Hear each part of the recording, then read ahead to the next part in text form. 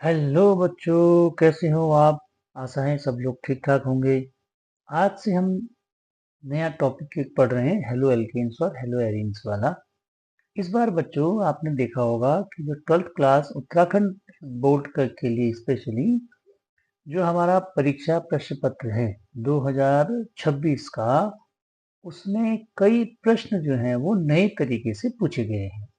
कि जैसे बहुत सारे प्रश्न ऐसे हैं जो मैचिंग करने वाले प्रश्न हैं, और जिनको सीधा सीधा न पूछ करके अलग तरीके से उसको पूछा गया है, जो विगत वर्षों तक नहीं पूछा जाता था।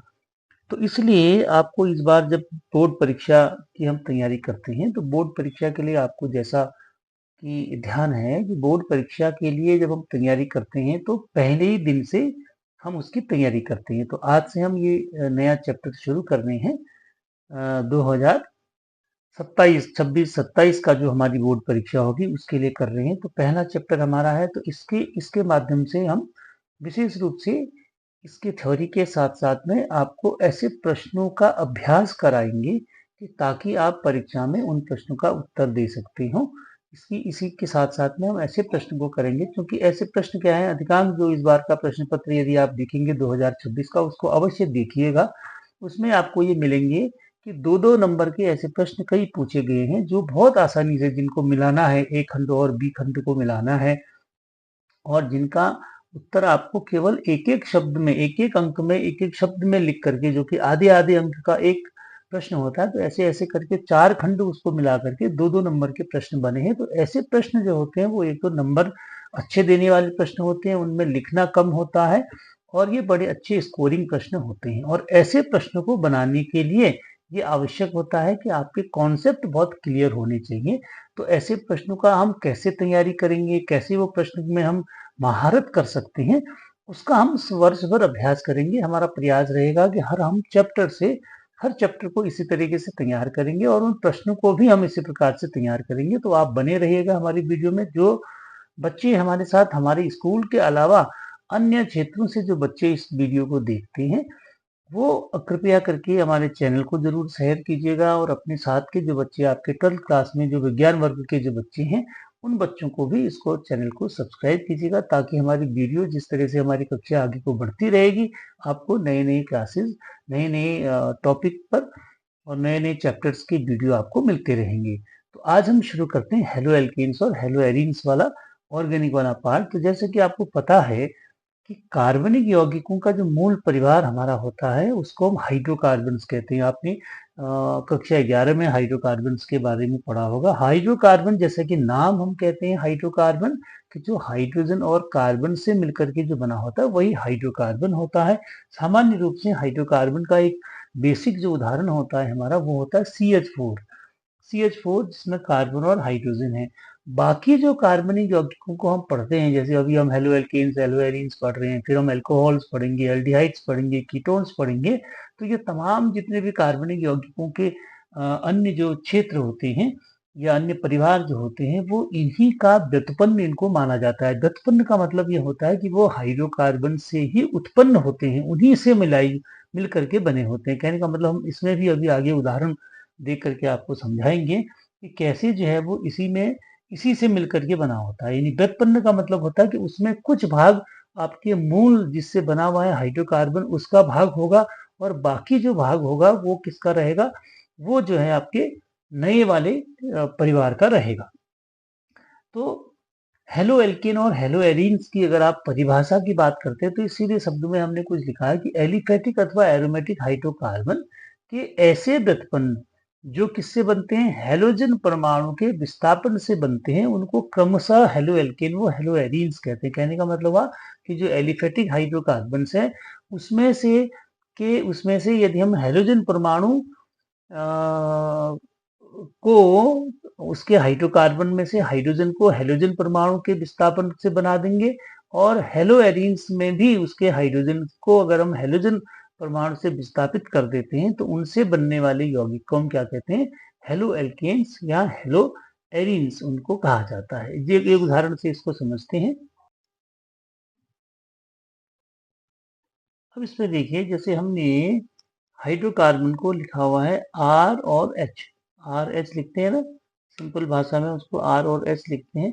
तो आर एच में से यदि हम क्या करते हैं, एच को हटा देते हैं, माइनस एच कर देते हैं और माइनस एच की जगह में हम प्लस सीएल, सीएल मतलब होता है एक्स की जगह में, एक्स जो है आपको पता है एक्स बराबर होता है फ्लोरीन, क्लोरीन, ब्रोमीन, आयोडीन, कोई भी ऐसा, तो उसकी जगह से अगर हम क्या कर देते हैं, हाइड्रोजन को हटा दें और किसी हेलोजन परमाणु को उसके साथ जोड़ते हैं, तो जो नया यौगिक बनता है आर एक्स करके, वो हमारा क्या हो जाता है, वो हेलो एल्केन्स कहलाता है। इसी प्रकार से जो एरोमेटिक हाइड्रोकार्बन्स होता है उसको हम एरोमेटिक रिंग यानी बेंजीन रिंग कहते हैं। बेंजीन होती है C6H6, तो उसको हमने लिखा है ARH के द्वारा, उसमें से भी हम हाइड्रोजन को हटा देते हैं और प्लस एक्स कर देते हैं, तो जो ARX बनता है इसको हम कहते हैं हेलो एरीन। जैसे उदाहरण आपने लिखा होगा CH4 है, तो CH4 को हम कैसे लिख सकते हैं, CH3Cl के रूप में लिख सकते हैं। तो CH3CH3 डैश करके हमने बॉन्ड लगा के H लिखा हुआ है, तो वो इसलिए लिखा हुआ है कि उसमें से H को हमने हटा दिया, Cl को हमने जोड़ दिया। अब आप इसमें ध्यान से यदि देखें तो CH3Cl में मैंने अभी कहा कि ये हाइड्रोकार्बन का ही व्युत्पन्न है, तो इस CH3Cl में अगर आप ध्यान से देखेंगे तो ये CH3 जो है वो किसका पार्ट है, हाइड्रोकार्बन का पार्ट है, और Cl जो है वो हेलोजन परमाणु है। तो इन दोनों से मिलकर के क्या बन गया, ये हेलो एल्केन बन गया। इसी प्रकार से वो बेंजीन रिंग है, बेंजीन रिंग में से भी हमने हाइड्रोजन को हटा दिया और क्लोरीन को जोड़ दिया, तो ये क्या बन गया, हेलो एरीन्स बन गया। तो ये सामान्य से इनकी जो है परिभाषा हो गई। अब इसके आगे यदि आप देखें कि ये जो बॉन्ड अभी आपने इससे पहले वाला देखा कि जहां पर बेंजीन रिंग जुड़ी हुई रहती है या CH3Cl जुड़ा हुआ रहता है, तो अगली चीज हमने ये लिखी है कि हेलो एल्केन में जो हेलोजन परमाणु होता है वो एल्केन के जिस कार्बन परमाणु से जुड़ता है वो sp3 संकरित वाला होता है। और इसी प्रकार से जो हेलो एरीन्स में जो कार्बन परमाणु जो Cl यानी हेलोजन परमाणु जिस कार्बन परमाणु से जुड़ता है वो sp2 संकरित होता है। ये कभी कभी पूछा जाता है, तो संकरण के आधार पर यदि हम देखेंगे तो हेलो एल्केन में sp3 संकरण होगा और हेलो एरीन में sp2 संकरण होगा। अब इसके अलावा ये जो यौगिक होते हैं, इस फैमिली के जो यौगिक्स होते हैं, ये बहुत सारे काम के यौगिक होते हैं, बहुत सारी चीजों में ये महत्वपूर्ण यौगिक बनाते हैं। जैसे उदाहरण के लिए आपने देखा होगा क्लोरोफार्म है, तो क्लोरोफार्म को हम लिखते हैं CH3Cl, कार्बन टेट्राक्लोराइड है CCl4, तो ये क्या है, ये अधिकांश जो है ये कार्बनिक विलायक या कार्बनिक विलायक की तरह से ये प्रयोगशालाओं में इस्तेमाल किए जाते हैं। इसी तरीके से दूसरे यौगिक जो हैं, इसी फैमिली के यौगिकों की हम बात कर रहे हैं, DDT आप पढ़ेंगे इसमें आगे, या BHC आप पढ़ेंगे इसमें, BHC, ये दोनों का नाम आपने अवश्य सुना होगा। तो इनमें ये क्या होता है, क्लोरीन होता है। तो क्लोरीन क्या है, हेलोजन है, हेलोजन इनमें उपस्थित होता है। तो हेलोजन की वजह से ये सब इस्तेमाल कहाँ होते हैं, कीटनाशक के रूप में इनका इस्तेमाल किया जाता है। ठीक है ना, लिखा है मैंने आगे से कीटनाशक, शॉर्ट में लिखा है उसको, तो ये कीटनाशक।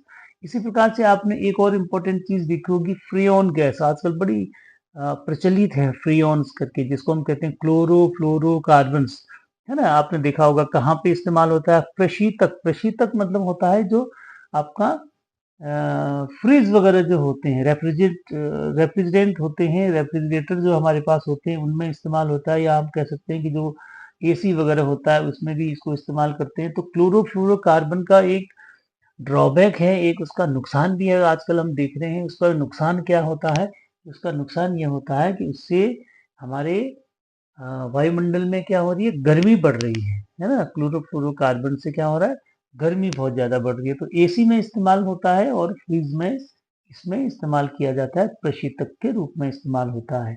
इसके अलावा बहुत सारे ऐसे दवाइयाँ हैं जो पहले से खोजी गई हैं, इस्तेमाल की जाती हैं। जैसे आपने इन दवाइयों का नाम सुना हो जिसमें क्लोरीन किसी न किसी रूप में उपस्थित होती है। जैसे जो सूक्ष्म सूक्ष्म जीवी होते हैं, मिट्टी में जो सूक्ष्म जीवी पाए जाते हैं, मृदा सूक्ष्म जीवी जिनको हम कहते हैं, उससे उत्पन्न होने वाली एक दवाई है, एक दवाई का नाम है क्लोरेम्पेनिकॉल। क्लोरेम्पेनिकॉल क्या होती है, क्लोरीनेटेड प्रतिजैविक है जिसमें क्लोरीन उपस्थित होता है।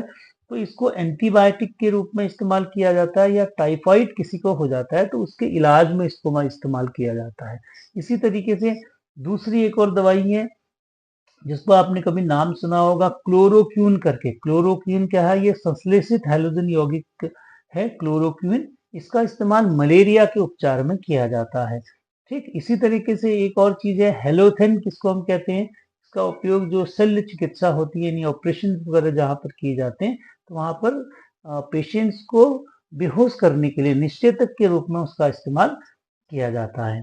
ठीक है, इसी तरह से और जो फ्लोरिनिकेटेड, जिसमें फ्लोरीन उपस्थित होती है पूर्ण तरीके से, तो ऐसे यौगिकों का इस्तेमाल चिकित्सा में प्रभावी रूप से रक्त के प्रतिस्थापी के रूप में भी उसका इस्तेमाल किया जाता है। तो ये कुछ इंट्रोडक्शन वाला पार्ट है जो हमको हेलोएल्किन और हेलोएरीन्स में देखने को मिलता है। तो ये कुछ चीज हमने आज इंट्रोडक्शन के रूप में पढ़ी है। अब इनमें से किस तरीके से प्रश्न आजकल बन रहे हैं, अगले वाले में हम इन प्रश्नों को देखते हैं कि कैसे प्रश्न इनमें से बन रहे हैं। उसको आप देखें कि कैसे प्रश्न हमारे वर्तमान में जो बोर्ड परीक्षा में, उत्तराखंड बोर्ड परीक्षा में प्रश्न जो पैटर्न बना हुआ है, तो इतने वाले से ही पार्ट से हमें कितने प्रकार के प्रश्न बन सकते हैं, उन प्रश्नों को हम देखते हैं कि इसमें विकल्प वाले प्रश्न भी बन सकते हैं और ऐसे मैचिंग करने वाले प्रश्न भी बन सकते हैं। तो उस प्रश्न को आप देखें। अब ये प्रश्न है, इनको आपको मिलाना है कि कौन सा किसके साथ में मिलेगा। मैचिंग करनी है आपको दोनों को, क और क खंड को। तो आप इसको अपने स्तर से मिलाएंगे पहले वाले में। अगली वीडियो में मैं इसका आपको उत्तर बताऊंगा, फिर आप इसके उत्तर को अपने उत्तर के साथ मिलाइएगा। एक प्रश्न तो आपको ये करना है, दूसरा प्रश्न अब आप ये विकल्प वाला प्रश्न भी बनाएंगे।